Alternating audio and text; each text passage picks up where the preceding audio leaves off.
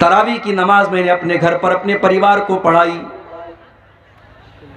मैं हाफिज नहीं हूं, लेकिन उसी कोरोना के दौर में मैंने 10 पारे याद करके अपने घर में तरावी की नमाज पढ़ाई। मेरी माँ का आखिरी रमज़ान था, अल्लाह ने ये तौफीक भी मुझको बख्शी कि आखिरी रमज़ान की तरावी की नमाज़ें मेरी माँ ने मेरे पीछे पढ़ी, जो ज़िंदगी में कभी पॉसिबल नहीं था। कोरोना ने हमको वो हालात भी दिखाए मेरे भाई, लेकिन हालात जैसे ही नॉर्मल हुए, हम और आप अपने पुराने ढर्रे पर लौट आए। हम अल्लाह की नाफरमानियों में लग गए मेरे भाई।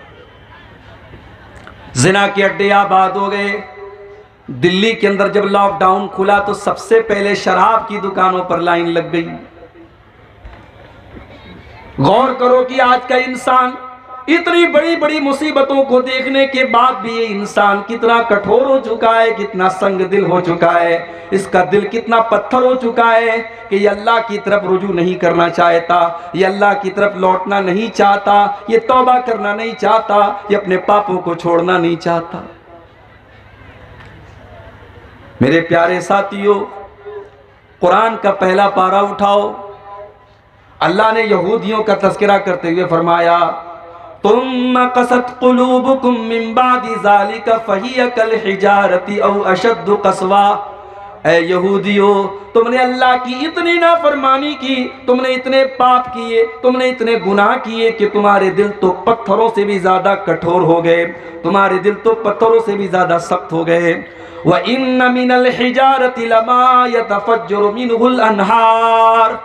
इसलिए कि पत्थर तो कुछ ऐसे भी होते हैं कि पत्थर के अंदर से पानी रिस रिस करके बहने लगता है। व इन्न मिनहा लमा यशक्ककु फयखरुजु मिनहुल मा। पत्थर तो कुछ ऐसे भी होते हैं कि जब पत्थर के ऊपर बार बार पानी पड़ता है तो पत्थर के अंदर भी सुराख हो जाता है और पत्थर से पानी बहने लगता है। व इन्न मिनहा लमा यहबितु मिन खशियतिल्लाह। पत्थर तो कुछ ऐसे भी होते हैं जो अल्लाह के खौफ से झुक जाते हैं, नरम पड़ जाते हैं। मगर यहूदियों, तुम तो इतने सख्त दिल हो चुके हो कि तुम्हारे दिल तो उन पत्थरों से भी ज्यादा गए गुजरे हैं। अल्लाह ने तो यहूदियों के बारे में कहा था। आज यहूदियों की जगह हम और आप अपने आप को रख करके सोचें, हमारे दिल भी मेरे भाइयों पत्थरों से भी ज्यादा सख्त हो। आज नबी का चाहने वाला मसलकों के नाम पर बटा हुआ है। क्यों बटा है? क्योंकि हमने अल्लाह की रस्सी को छोड़ दिया है। वातसिमू बिहब्लिल्लाहि जमीया। ऐ मुसलमानों, तुम अल्लाह की रस्सी को मिलकर के थाम लो। वला तफर्रकू, और आपस में फिरकों में न बटो। वज़कुरू नेमतल्लाहि अलैकुम इज़ कुंतुम आदा। और याद करो अल्लाह के एहसान को, जब तुम एक दूसरे के खून के प्यासे थे, अल्लाह ने अपने नबी को भेज करके तुम्हें भाई भाई बना दिया। फासबातुम बिनेमतिही इख्वाना, और तुम अल्लाह के एहसान से भाई भाई बन गए। इस्लाम ने हमें भाई भाई बनाया है मेरे भाई। आप बिहार के, मैं यूपी का हूं, आपकी बरादरी अलग है, मेरी बरादरी अलग है, लेकिन आपके दिल का दर्द मेरा दर्द होना चाहिए, मेरी तकलीफ आपकी तकलीफ होनी चाहिए। दुनिया के किसी कोने के मुसलमान को अगर तकलीफ पहुंचे तो दुनिया के दूसरे मुसलमानों को भी उस तकलीफ का एहसास होना चाहिए। अल्लाह के प्यारे नबी फरमाते हैं, मसलुल मोमिनीना फी तवादिहिम व तातुफिहिम व तराहुमिहिम कमसलिल जसदिल वाहिद। ऐ मुसलमानों, तुम एक दूसरे के इतने हमदर्द बनो, इतनी मोहब्बत करो एक दूसरे से। कमसलिल जसदिल वाहिद, जैसे इंसान का शरीर होता है, इज़िश्तका मिन्हु उज़्वुन तदाअ लहु साइरुल जसद बिस्सारि वल हुम्मा। अगर बदन के अंदर कहीं पर भी तकलीफ होती है, पूरा बदन बेचैन हो जाता है, पूरा शरीर बेचैन हो जाता है। ऐ मुसलमानों, तुम एक दूसरे के इतने हमदर्द बनो, इतनी मोहब्बत करने वाले बनो। आज हमारी सफों में इत्तेहाद नहीं है, नफरत करते हैं लोग एक दूसरे से, एक दूसरे को काफिर समझते हैं। एक मसलक का मुसलमान इंतकाल कर गया, दूसरे मसलक के मुसलमान ने जनाजे की नमाज पढ़ा दी, फतवा आ गया कि जितने लोगों ने जनाजे की नमाज पढ़ी है सबका निकाह टूट गया। मीडिया में खबर आ गई, मीडिया ने मजाक उड़ाया हमारा। आज मीडिया वालों को भी पता चल चुका है मुसलमानों में कितने फिरके हैं, कितना इख्तिलाफ है। अल्लाह के वास्ते होश के नाखुन लो। आज एक मसलक का मुसलमान गिरफ्तार होता है, उसको फंसाया जाता है, उसके खिलाफ साजिश की जाती है। दूसरे मसलक का मुसलमान फेसबुक पर ताली बजाता है, मिठाई बांटने की बात करता है। क्यों साहब, क्या आप ये समझ रहे हैं कि दुश्मन का टारगेट सिर्फ एक मसलक है? नहीं, दुश्मन का टारगेट मुसलमान है। आज एक मसलक की बारी आई है, कल दूसरे की बारी आएगी। नंबर सबका आएगा अगर हमने होश के नाखून नहीं लिए। इत्तेहाद पैदा करो, यूनिटी पैदा करो मेरे भाई। छोटी छोटी कम्युनिटी है इस मुल्क में। जैन मजहब के मानने वाले थोड़े से हैं, सिख मजहब के मानने वाले थोड़े से हैं। आज बड़े बड़े गुरुद्वारे चल रहे हैं, हजारों लाखों लोगों को लंगर में खाना दिया जा रहा है। कभी आपने सुना कि किसी गुरुद्वारे में कोई घपला हुआ, कोई केस हुआ, कोई कोर्ट कचहरी में गया? मस्जिदों में केस चल रहा है, मदरसों में केस चल रहा है। क्यों? हम चोर हो चुके हैं, हम बेईमान हो चुके हैं, हम फ्रॉड हो चुके हैं। मस्जिदों के नाम पे चोरी हो रही है, मदरसों के नाम पे चोरी हो रही है, यतीम का माल नाजायज तरीके से खाया जा रहा है, बेवा के नाम पर आई रकम खाई जा रही है। ये उम्मत ऐसे ही परेशान नहीं है मेरे भाई, बड़े मसले हैं इस उम्मत के। हमने क्या समझा?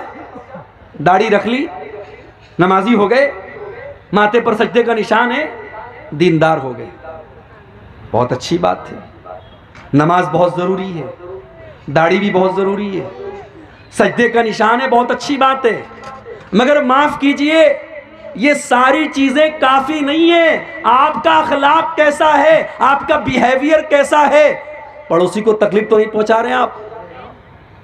अल्लाह के प्यारे नबी अल्लाह की कसम खा करके 3 बार अल्लाह की कसम खा करके कहते हैं, वल्लाहि ला युमिन, वल्लाहि ला युमिन, वल्लाहि ला युमिन।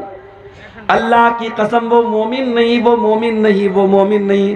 पूछा गया कौन है अल्लाह के नबी? आपने फरमाया मल्ला या मन जारुहु बवाइकहु, जिसका पड़ोसी उससे महफूज ना हो, उससे सुरक्षित ना हो, जो पड़ोसी को तकलीफ पहुंचाता हो। अखलाक आपका अच्छा नहीं है तो आप अल्लाह क्या बच नहीं सकते।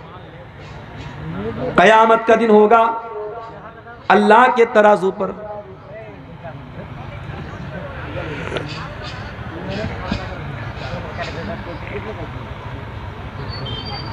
कयामत का दिन होगा, अल्लाह के तराजू पर सबसे भारी चीज कौन सी होगी? अल्लाह के प्यारे नबी फरमाते हैं, मा मिन शैइन युदअ फिल मीज़ानी अस्क़ल मिन हुस्निल खुलुक़ी। क़यामत के दिन अल्लाह के तराजू पर सबसे भारी चीज अगर कोई होगी तो बेहतरीन अखलाक होंगे, अच्छे अखलाक होंगे। अखलाक को अच्छा बनाओ मेरे भाई। भारत में आज भी लोग कुरान नहीं पढ़ते, लोग हदीस नहीं पढ़ते, लोगों ने नबी की सीरत को भी नहीं पढ़ा, लोग हमें और आपको पढ़ते हैं। आप ट्रेन पे सफर करते हैं, लोग आप पर खास नजर रखते हैं। मुसलमान कैसा करता है? आप सीट पर बैठे हैं, कोई बुढ़िया औरत आ गई, आप अपनी सीट खाली कर दीजिए, उसको बिठा लीजिए। कोई प्रेग्नेंट औरत आ गई, आप खड़े हो जाइए, कहिए बैठ जाइए। कोई बूढ़े बुजुर्ग नजर आ गए, चाचा आइए आप बैठ जाइए। रास्ते में आप जा रहे हैं, कोई बूढ़ा जा रहा है लाठी लेकर के सड़क के उस पार, उसको जाना है, आपको जल्दी भी है, कहीं काम है, लेकिन आपने हाथ पकड़ा, चाचा आइए मैं आपको सड़क पार करा देता हूं। ये अखलाक है मेरे भाई। इसका जो असर पड़ेगा सामने वाले के दिल पर, वो आपकी किताबों का नहीं पड़ेगा, वो आपकी तकरीरों का नहीं पड़ेगा, आपके अखलाक का दिल। और यही काम किया था जनाब मोहम्मद रसूलुल्लाह सल्लल्लाहु अलैहि वसल्लम। जालिम से लिया जुल्म का बदला न किसी वक्त, जालिम से लिया जुल्म का बदला न किसी वक्त, मारा भी तो अखलाक की तलवार से मारा। मेरे नबी ने तो किसी से बदला भी नहीं लिया। जिन लोगों ने नमाज की हालत में आपकी गर्दन में चादर डाल करके आपका गला दबाने की कोशिश की थी, जिन लोगों ने आपके ऊपर नमाज की हालत में ऊँटने की बच्चादानी ला करके रख दी थी, जिन लोगों ने आपकी बेटी ज़ैनब के ऊपर हमला करके उनको मौत के घाट उतार दिया था, जिन लोगों ने आपको आपके वतन से निकलने पर मजबूर कर दिया था, जिन लोगों ने ताइफ में आप पर पत्थर बरसाए थे, अल्लाह के नबी ने किसी से भी बदला नहीं लिया।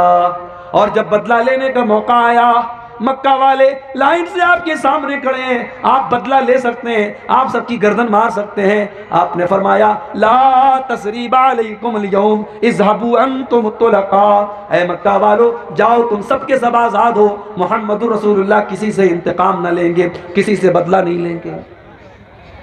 आज अखलाक से हम दूर हैं मेरे भाई। आज हमारा अखलाक अपने पड़ोसी के साथ कैसा है, अपने बच्चों के साथ हमारा अखलाक कैसा है, अपनी बीवी के साथ हमारा अखलाक कैसा है। जानते हो इंसान के अखलाक की परीक्षा होती है उसके घर में। इंसान जमाने के लिए अच्छा हो, अपने घर वालों के लिए अगर अच्छा नहीं है तो वो अच्छा नहीं है। इसीलिए अल्लाह के प्यारे नबी फरमाते हैं खैरुकुम li ahlihi व अना खैरुकुम li ahली, तुम में सबसे बेहतरीन इंसान वो है जो अपने परिवार के लिए अच्छा हो, और वो लोगों मैं अपने परिवार के लिए अच्छा हूँ। मेरी 9 बीवियाँ हैं, जा करके पूछ लो मेरी किसी बीवी को मुझसे कोई तकलीफ नहीं है। मैं 9 बीवियों का शौहर हूँ, लेकिन सारी बीवियों को खुश रखता हूँ, सबका हक अदा करता हूँ, सबके साथ इंसाफ करता हूँ। मैं अपने घर वालों के लिए सबसे अच्छा हूँ। अखलाक को अच्छा बनाओ मेरे भाई। प्यारे नबी से पूछा गया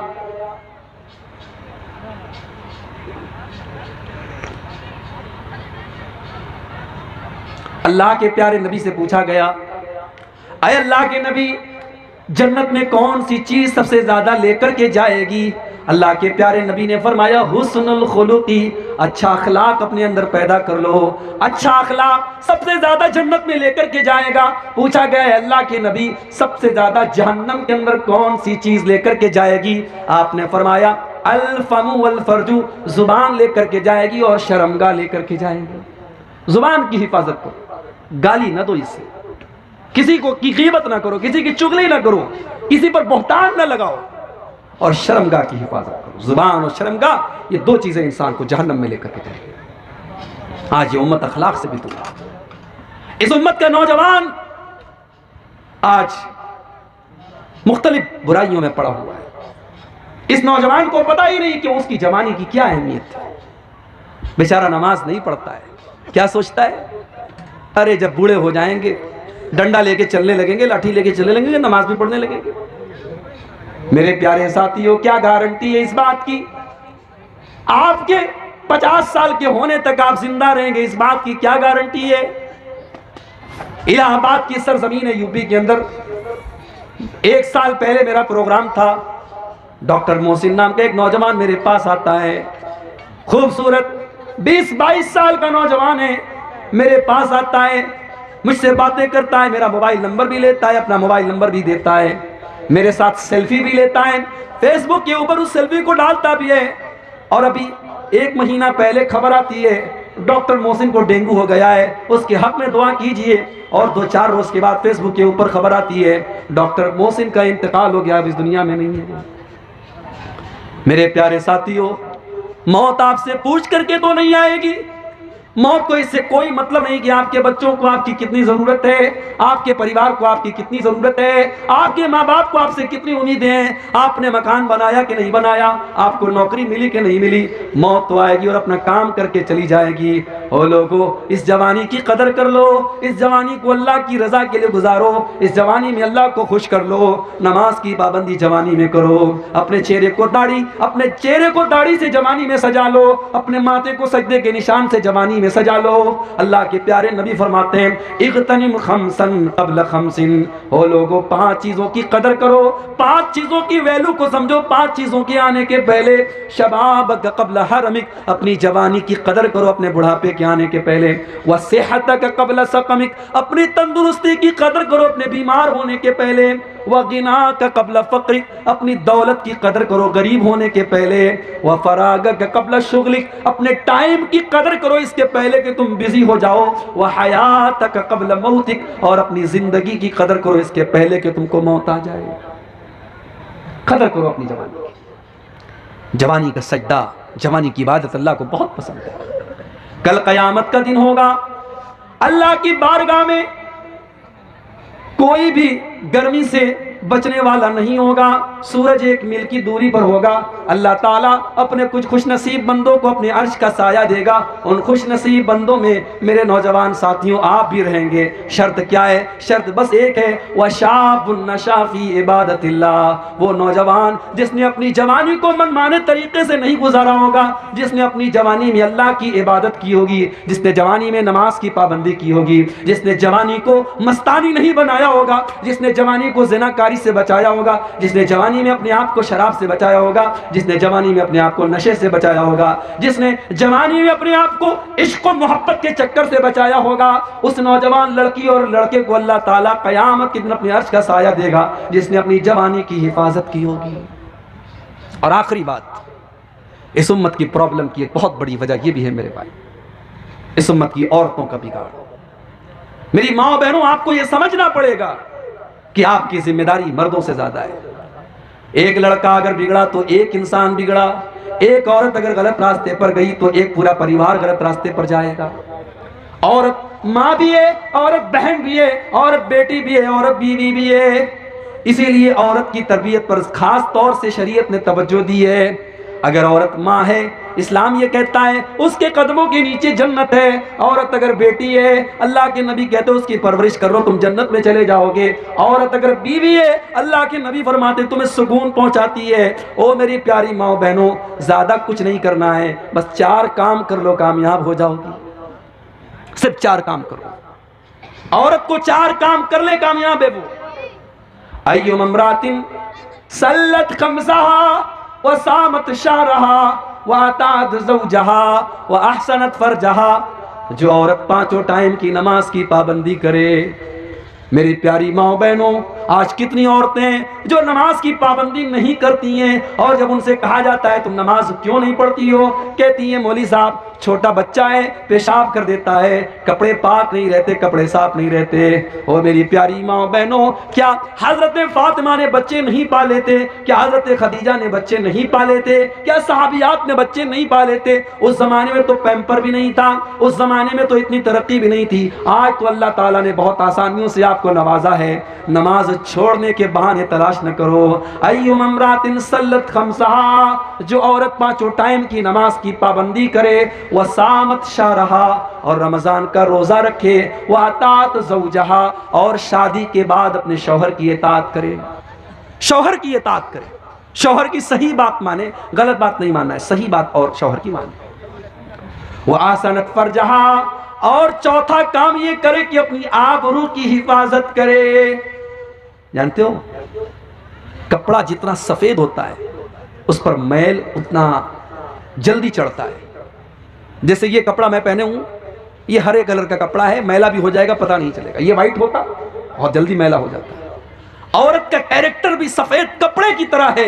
एक मामूली सा गलत काम उसके कैरेक्टर को दागदार बना सकता है। अल्लाह के नबी ने फरमाया वो अहसनत फरजहा, जो औरत अपनी आबरू की हिफाजत करे, अपनी शर्मगाह की हिफाजत करे। मेरी प्यारी माँ बहनों, आज आपसे गलत काम करवाने के लिए शैतान ने बहुत सारे जाल बिछा के रखे हैं। बेहयाई का जाल बिछाया है, बेपर्दगी का जाल बिछाया है, मोबाइल का जाल बिछाया है, ज़िनाकारी का जाल बिछाया है। मेरी प्यारी माँ बहनों, इस जाल से अपने आप को बचा लो, इस जाल से अपने आप को बचा लो। अपनी आबरू की हिफाजत करो, अपनी शर्मगाह की हिफाजत करो, इश्क और मोहब्बत के चक्कर में न पड़ो, अपने आप को बचा करके रखो। ये 4 काम कर लो। अल्लाह के नबी फरमाते हैं दखलत मिन अब्वाबिल जन्नति शात।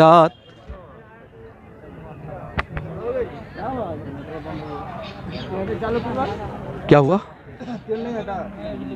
जनरेटर खत्म हो गया? चलिए अब खत्म ही करना है।